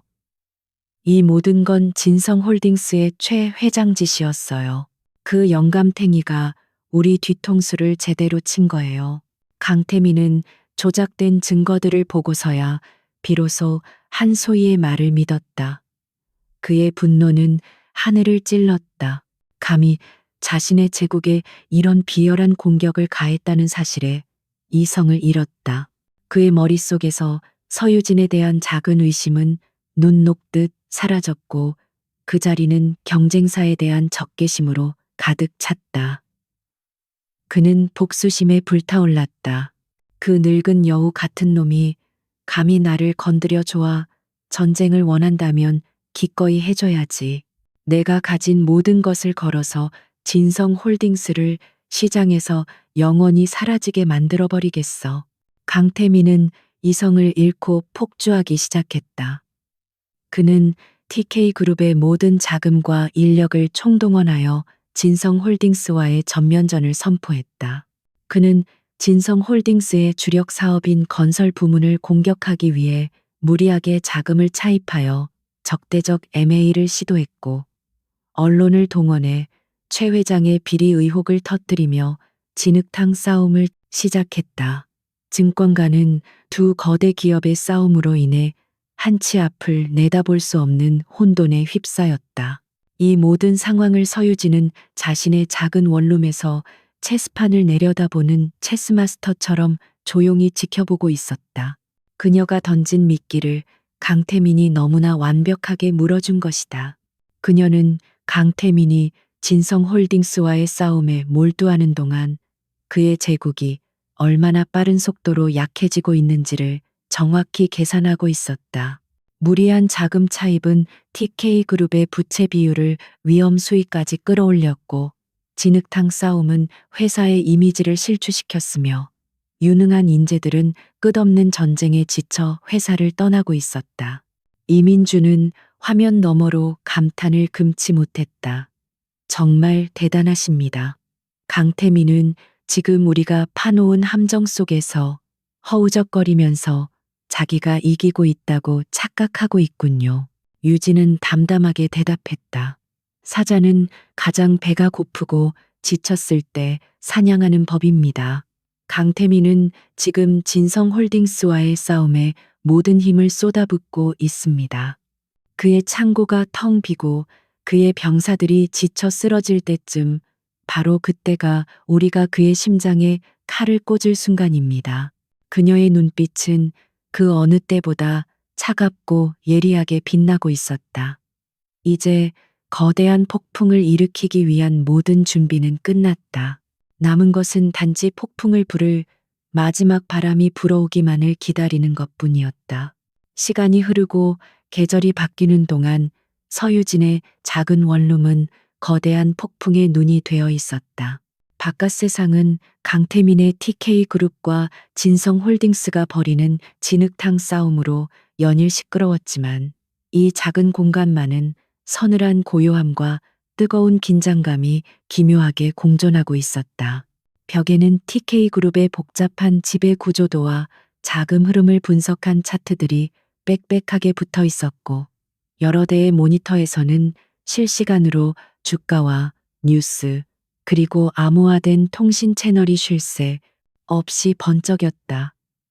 대홍수를 일으키기 위한 모든 준비는 이제 막바지를 향해 달려가고 있었다. 이민준과 김영철 그리고 박선우를 비롯한 연대의 핵심 멤버들은 거의 매일 밤 이곳에 모였다. 그들의 얼굴에는 피로가 역력했지만 눈빛만은 결전의 날이 다가오고 있음을 직감한 병사들처럼 날카롭게 빛나고 있었다. 그들은 유진의 지휘 아래 마지막 퍼즐 조각들을 맞추고 있었다. 강태민과 한소희를 단 한 번의 공격으로 재기 불능 상태로 만들 결정적인 증거, 그리고 TK그룹의 자금줄을 완전히 끊어버릴 금융공격 계획을 최종 점검하는 중이었다. 결정적인 증거는 마침내 이민준의 손에서 완성되었다. 그는 유진이 처음 발견했던 블루오션 캐피탈의 비자금 흐름을 끈질기게 추적한 끝에 그 자금이 진성홀딩스와의 전쟁 비용으로 불법적으로 사용된 내역을 찾아냈다. 강태민은 주가를 조작하고 여론을 왜곡하기 위해 이 비자금을 홍보대 행사와 언론사 간부들에게 뇌물로 뿌렸던 것이다. 모든 거래 내역과 통화 기록, 그리고 내부 고발자의 결정적인 증언까지 확보된 상태였다. 이것이 터진다면 단순한 금융 비리를 넘어 대한민국을 뒤흔들 권언유착 스캔들이 될 것이었다. 모든 자료는 검찰과 언론사에 동시 전송할 수 있도록 준비되었습니다. 제 신호 한 번이면 30분 안에 대한민국 모든 국민이 강태민의 실체를 알게 될 겁니다. 이민준이 비장한 표정으로 보고했다. 그의 목소리에는 3년간 묵혀두었던 울분과 복수의 칼날을 마침내 뽑아들게 된 자의 결의가 서려 있었다. 유진은 고개를 끄덕이며 다음 계획으로 넘어갔다. 그녀는 김영철을 향해 시선을 돌렸다. 공매도 자금과 계좌는 모두 준비되었습니까? 김영철은 모니터를 가리키며 자신감 있게 대답했다. 네, 제로님. 피해자 연대 회원들이 십시일반으로 모은 자금과 우리가 제로의 이름으로 해외 투자자들에게서 비밀리에 유치한 자금을 합쳐 TK그룹의 시가 총액 10%에 해당하는 규모의 공매도 포지션을 구축했습니다. 우리의 공격이 시작되면 주가는 걷잡을 수 없이 폭락할 겁니다. 강태민이 손을 쓸 시간조차 없을 겁니다. 그들의 계획은 강태민의 성을 무너뜨리는 것을 넘어 그 폐허 속에서 자신들이 잃었던 것을 되찾아오는 것까지 포함하고 있었다. 바로 그 시각 TK그룹의 화려한 펜트하우스에서는 전혀 다른 풍경이 펼쳐지고 있었다. 강태민과 한소희는 최고급 샴페인 잔을 부딪히며 승리를 자축하고 있었다. 그들의 눈앞에 놓인 태블릿 PC 화면에는 진성홀딩스가 자금난을 이기지 못하고 주력 계열사인 진성건설을 매각하기로 결정했다는 뉴스가 떠 있었다. 그리고 그 유력한 인수 후보가 바로 TK그룹이었다. 이것은 길고 길었던 전쟁의 종지부를 찍는 상징적인 사건이었다. 결국 이렇게 될 줄 알았어. 그 늙은 여우가 감히 내게 덤빈 대가가 어떤 건지 이제 뼈저리게 느끼고 있겠지. 강태민은 거실 통유리창 너머로 펼쳐진 서울의 야경을 내려다보며 의기양양하게 말했다. 그는 자신이 완벽한 승리를 거두었다고 믿어 의심치 않았다. 진성홀딩스를 무너뜨리고 그들의 심장부였던 건설사까지 손에 넣게 되었으니 이제 대한민국 재계에서 자신에게 대적할 자는 아무도 없다고 생각했다. 한소희는 그의 어깨에 부드럽게 기대며 승자의 미소를 지었다. 정말 대단해요, 태민 씨. 이제 우리는 정말 아무도 넘볼 수 없는 위치에 올라섰어요. 그녀는 오늘 밤 열릴 승리 기념 파티 겸 진성 건설 인수 발표회 준비 상황을 최종 점검했다. 정재계의 거물들과 수많은 언론사들이 초대된 TK그룹의 새로운 시대가 시작됨을 알리는 역사적인 밤이 될 것이었다. 그녀의 마음속에 남아있던 작은 불안감은 이 거대한 승리 앞에서 완전히 씻겨 내려간 듯 보였다. 하지만 그들은 꿈에도 모르고 있었다. 그들이 쟁취했다고 믿는 그 승리야말로 서유진이 설계한 거대한 함정의 마지막 단계라는 사실을. 진성건설은 겉보기에는 우량 기업이었지만 실제로는 수년간의 분식회계와 우발 부채로 인해 속이 완전히 썩어 있는 시한폭탄 같은 회사였다. 유진은 이 정보를 미리 입수했고 진성홀딩스의 최 회장에게 비밀리에 접촉했다. 그녀는 최 회장에게 TK그룹의 비리 증거를 넘겨주는 대가로 진성건설이라는 독이 든 사과를 강태민에게 넘기도록 설득했던 것이다. 강태민은 복수심에 눈이 멀어 진성건설에 대한 제대로 된 실사조차 생략한 채 인수를 결정했다. 그는 이 MA를 성사시키기 위해 회사가 가진 거의 모든 현금성 자산을 쏟아부었고 심지어 주식을 담보로 무리한 대출까지 받았다. 지금의 TK그룹은 겉은 화려하지만 속은 텅 비어버린 작은 충격에도 쉽게 무너져 내릴 수 있는 모래성과 같은 상태였다. 그리고 오늘 밤 열리는 파티는 그 모래성이 가장 높고 화려하게 빛나는 순간이자 동시에 파도에 휩쓸려 사라지기 직전의 마지막 순간이었다. 유진의 원룸에 다시 팽팽한 긴장감이 흘렀다. 모든 준비는 끝났다. 이제 남은 것은 실행 명령뿐이었다. 그녀는 모니터를 통해 파티가 열릴 호텔 연회장으로 속속 도착하는 VIP들의 모습을 지켜보았다. 잠시 후 화려한 조명 아래 강태민과 한소희가 주인공처럼 등장했다. 그들의 얼굴에는 세상을 다 가진 듯한 오만함과 만족감이 가득했다. 그 모습을 보는 연대 회원들의 눈에서는 분노의 불꽃이 타올랐다. 박선우가 떨리는 목소리로 물었다. 이제 시작입니까? 유진은 말없이 고개를 끄덕였다. 그녀는 심호흡을 한 번 하고 모두를 둘러보았다. 그녀의 눈빛은 차갑고 단호했다. 그녀는 마이크를 향해 놨지만 모두의 심장을 울리는 목소리로 말했다. 지금부터 우리는 심판을 시작합니다. 그녀의 손가락이 엔터키를 향해 천천히 움직였다. 그것은 지난 몇 달간의 고통과 분노, 그리고 치밀한 준비에 마침표를 찍고 거대한 대홍수의 시작을 알리는 신호탄이었다. 밤은 가장 깊은 어둠에 잠겨 있었지만 곧 모든 것을 뒤엎어버릴 거대한 파도가 밀려오고 있었다. 파티가 열리는 호텔 연회장은 성공과 부의 정점을 과시하는 듯 눈부시게 빛나고 있었다. 천장에서는 거대한 크리스탈 샹들리에가 수천 개의 빛 조각을 쏟아냈고 하얀 식탁보가 깔린 테이블 위에는 최고급 샴페인과 요리들이 화려하게 차려져 있었다. 대한민국의 정재계를 움직이는 거물들은 우아한 음악 소리 속에서 서로 잔을 부딪히며 담소를 나누고 있었다. 이 모든 영광의 중심에는 강태민과 한소희가 있었다. 그들은 마치 왕과 왕비처럼 하객들의 축하와 찬사를 받으며 인생 최고의 순간을 만끽하고 있었다. 강태민이 단상 위로 올라 마이크를 잡았다. 연회장 안의 모든 시선이 그에게로 집중되었다.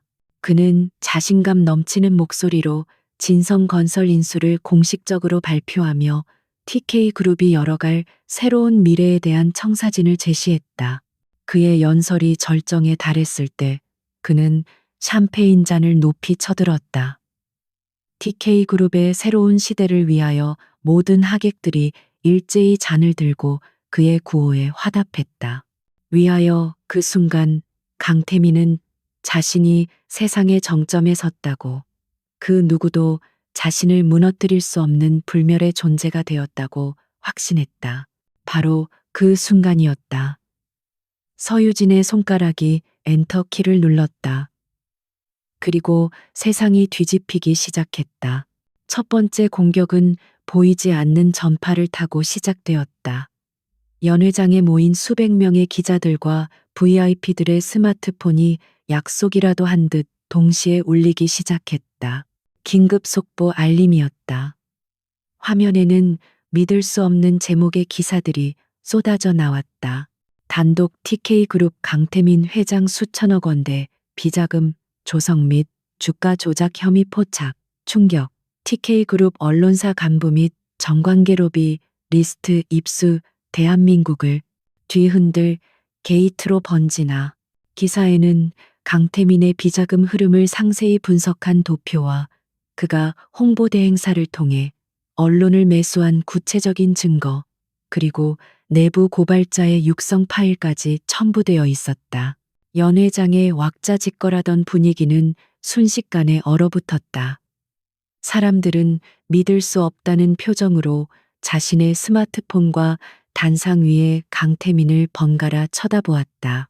샴페인 잔을 든 채 굳어버린 강태민의 얼굴에서 미소가 사라졌다. 그의 귓가에 윙하는 이명이 들려왔다. 한소희는 새하얗게 질린 얼굴로 자신의 휴대폰을 들여다보며 작게 신음했다. 그녀가 아르고스를 통해 받았던 그 가짜 정보들은 더 거대하고 진짜인 폭탄을 숨기기 위한 연막에 불과했다는 사실을 깨달았다. 두 번째 공격은 훨씬 더 치명적이고 직접적이었다.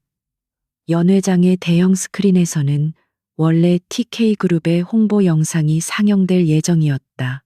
하지만 갑자기 화면이 바뀌더니 낯선 영상이 재생되기 시작했다. 영상 속에는 어두운 방 안 한 남자가 떨리는 목소리로 자신의 죄를 고백하고 있었다. 그는 바로 강태민의 지시를 받아 비자금 관리를 총괄했던 재무팀장이었다. 그는 양심의 가책을 이기지 못했다며 강태민이 어떻게 블루오션 캐피탈을 이용해 자금을 세탁하고 그 돈으로 주가를 조작하고 언론을 매수했는지를 상세하게 증언했다.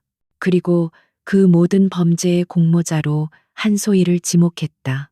연회장은 이제 완벽한 아수라장이 되었다. 기자들은 카메라 플래시를 터뜨리며 단상 위로 몰려들었고 VIP들은 썰물처럼 빠져나가기 시작했다. 강태민은 거짓말이야, 저건 다 조작된 거야 라고 소리쳤지만 그의 외침은 수많은 사람들의 웅성거림과 카메라 셔터 소리에 묻혀버렸다. 그의 눈은 공포와 분노로 이글거렸다. 그는 이 모든 것이 누구의 짓인지 본능적으로 깨달았다.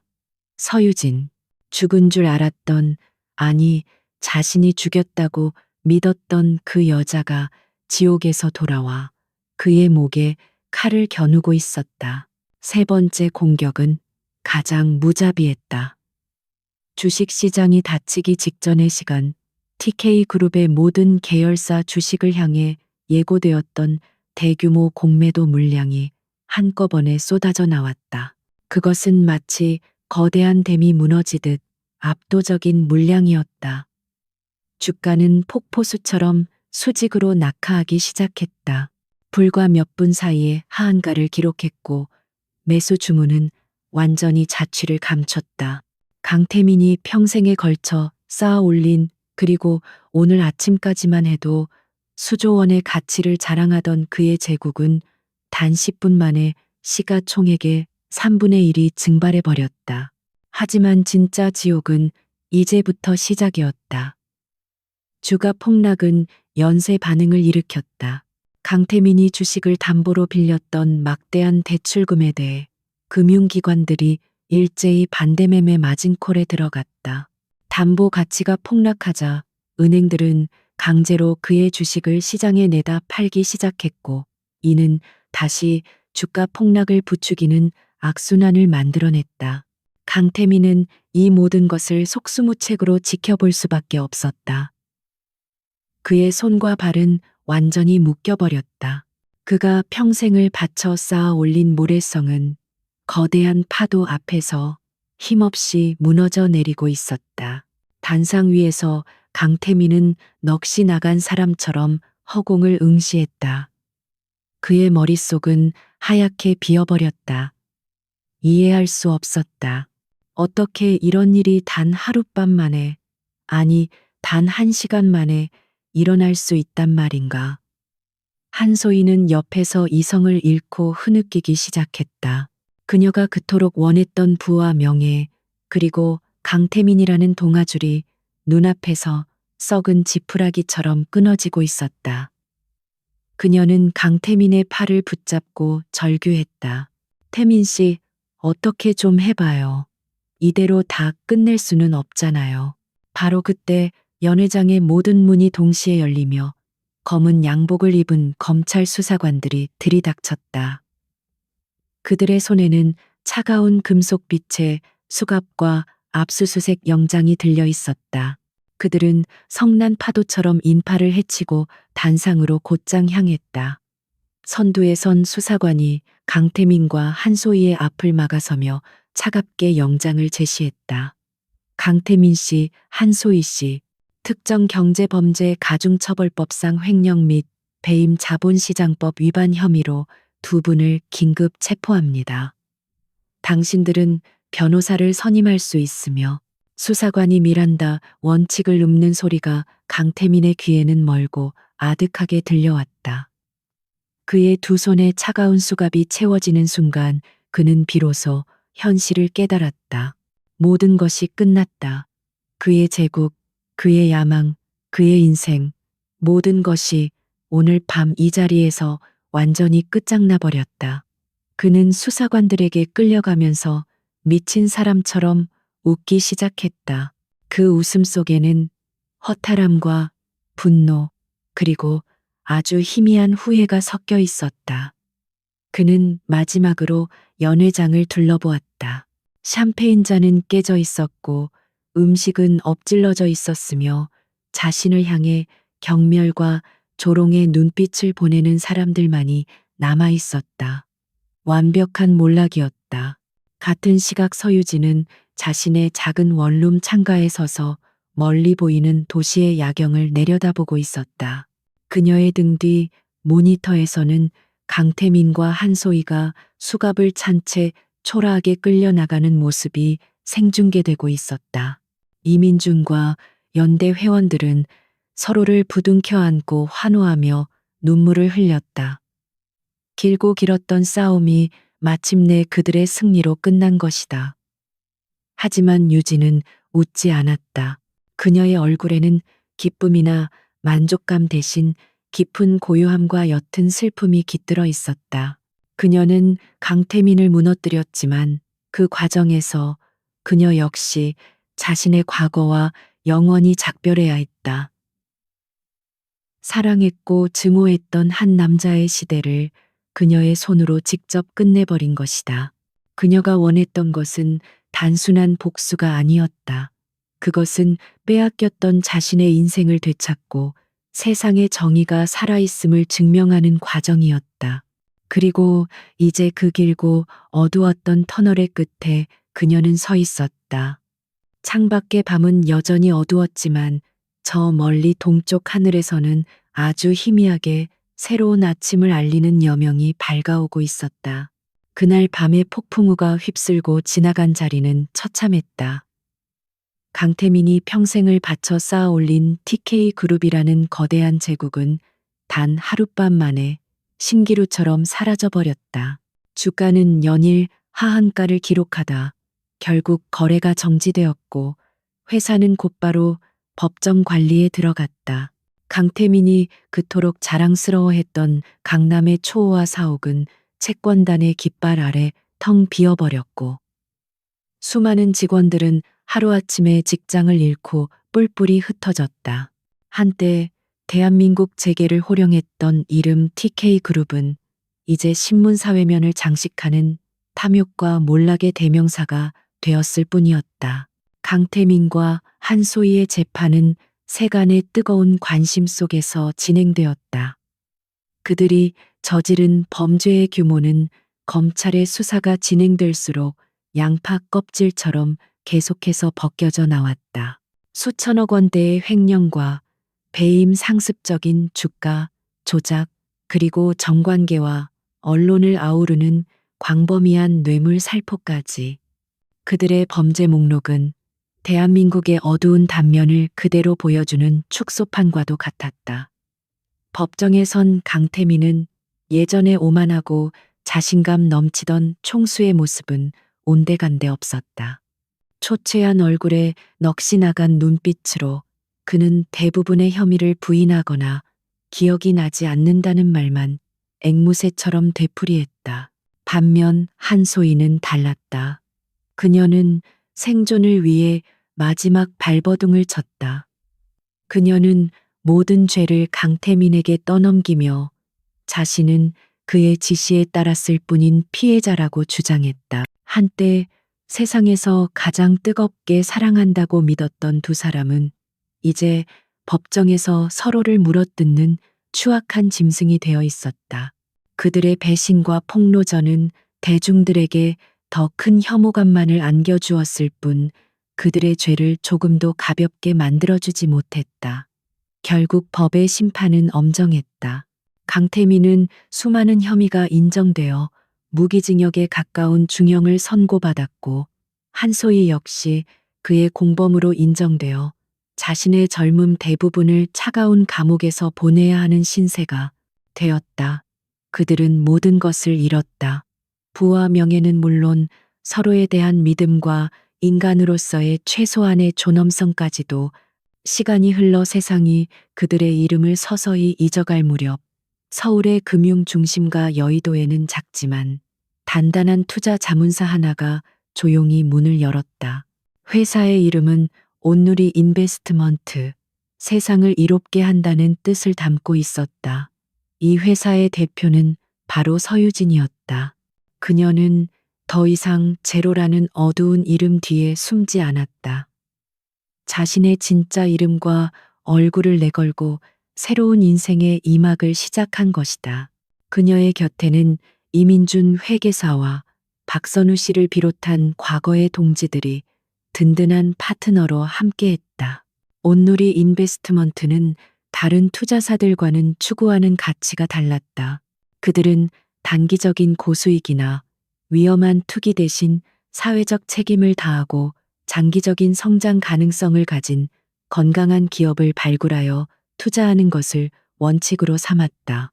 유진은 그녀의 천재적인 분석력을 이제는 사람을 살리고 기업을 성장시키는 데 사용했다. 그녀는 숫자 너머에 있는 기업의 철학과 사람의 가치를 읽어내는 데 집중했고 그녀의 진심은 시장에서도 통하기 시작했다. 온누리 인베스트먼트는 설립 초기부터 뛰어난 수익률과 투명한 경영으로 업계의 주목을 받으며 빠르게 성장해 나갔다. 회사가 안정적인 궤도에 오른 어느 날 오후 유진은 자신의 사무실 창가에 서서 분주하게 움직이는 도시의 풍경을 내려다보고 있었다. 2년 전 모든 것을 잃고 밤거리에서 비를 맞던 그날 밤이 아득하게 떠올랐다. 그때의 분노와 복수심은 이제 희미한 흉터처럼 남아있을 뿐 더 이상 그녀의 마음을 지배하지 못했다. 그녀는 복수를 통해 과거를 되찾은 것이 아니었다. 오히려 과거를 완전히 떠나보냄으로써 비로소 새로운 미래를 얻게 된 것이다. 똑똑 노크 소리와 함께 이민준이 커피 두 잔을 들고 사무실로 들어왔다. 그는 어느새 3년 전의 상처를 모두 극복하고 업계에서 가장 신뢰받는 재무 전문가로 다시 자리매김한 상태였다. 그는 유진의 옆에 서서 그녀와 같은 곳을 바라보며 미소 지었다. 무슨 생각을 그렇게 하십니까? 서 대표님, 그의 부드러운 목소리에 유진은 상념에서 깨어나였게 웃었다. 아니에요, 이 회계사님. 그냥 우리가 여기까지 참 멀리도 돌아왔다는 생각이 들어서요. 이민주는 고개를 끄덕였다. 맞습니다. 하지만 돌아왔기에 지금의 우리가 있는 거겠죠. 그때 제 손을 잡아주셔서 정말 감사했습니다. 대표님이 아니었다면 전 아직도 과거의 그림자 속에서 살고 있었을 겁니다. 그의 진심 어린 말에 유진은 고개를 저었다. 아니요, 저야말로 감사해요. 혼자였다면 절대 해내지 못했을 거예요. 우리가 함께였기에 가능했던 일입니다. 두 사람 사이에는 말로 다 표현할 수 없는 깊은 신뢰와 동지애가 흐르고 있었다. 그것은 함께 지옥을 건너온 사람들만이 나눌 수 있는 특별한 유대감이었다. 그때 박선우 씨가 밝은 얼굴로 사무실 문을 열고 들어왔다. 그의 손에는 작은 화분 하나가 들려 있었다. 대표님, 이것 좀 보십시오. 작년에 우리가 투자했던 사회적 기업에서 보내온 선물입니다. 장애인들이 직접 키운 난인데 드디어 꽃을 피웠다고 합니다. 화분에는 작지만 강인한 생명력을 뽐내는 하얀 난초꽃 한 송이가 곱게 피어 있었다. 그 꽃은 마치 온갖 시련을 이겨내고 마침내 새로운 삶을 꽃피운 서유진의 모습과도 같아 보였다. 유진은 난초를 받아들고 그 향기를 가만히 맡았다. 은은하고 맑은 향기가 그녀의 마음을 평온하게 채워주었다. 그녀는 깨달았다. 진정한 승리는 적을 파괴하는 것이 아니라 그 폐허 위에서 새로운 희망을 키워내는 것임을. 그녀는 강태민과 다른 길을 선택했다. 탐욕이 아닌 상생을, 파괴가 아닌 창조를, 그리고 복수가 아닌 용서를 통해 자신의 가치를 증명해냈다. 물론 그녀는 강태민과 한소희를 인간적으로 용서한 것은 아니었다. 그들은 자신들의 죄에 대한 대가를 치르고 있을 뿐이었다. 그녀가 한 용서는 더 이상 그들에 대한 증오로 자신의 인생을 낭비하지 않겠다는 자기 자신을 향한 용서였다. 사무실 창밖으로 따스한 저녁 노을이 지고 있었다. 도시는 하나둘씩 불을 밝히며 또 다른 밤을 맞이할 준비를 하고 있었다. 유진은 더 이상 밤을 두려워하지 않았다. 그녀에게 밤은 절망의 끝이 아니라 새로운 아침을 준비하는 고요한 휴식의 시간임을 알고 있었기 때문이었다.